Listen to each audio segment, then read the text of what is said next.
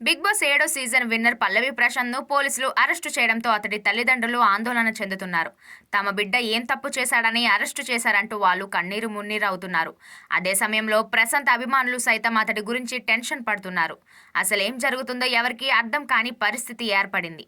6 గంటలు స్టేషన్లో big boss winner పల్లవి ప్రశాంత్‌ను బుధవారం రాత్రి గజ్వేల్ జూబ్లీహిల్స్ పోలీసులు అరెస్టు చేశారు. ఆ తర్వాత అతడిని అక్కడి నుంచే హైదరాబాద్లోని జూబ్లీహిల్స్ పోలీస్ స్టేషన్కు తరలించారు. అతడితో పాటు ప్రశాంత్ సోదరుడిని కూడా తీసుకువచ్చారు.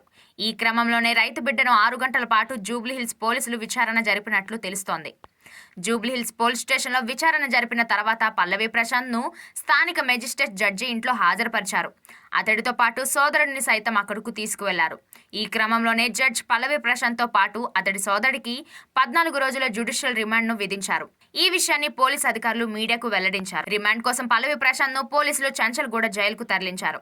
ఇదిలా ఉండగా ప్రభుత్వ ప్రైవేట్ ఆస్తుల ధ్వంసం కేసులో అతడిపై 420 సెక్షన్ పైన కేసు నమోదు చేశారు. ఇందులో నేరం చేసినట్లు రుజువు అయితే పల్లవి ప్రశాంత్‌కు 3 ఏళ్ల వరకు జైలు శిక్ష పడే అవకాశం ఉందని ఓ న్యూస్ వైరల్ అవుతోంది.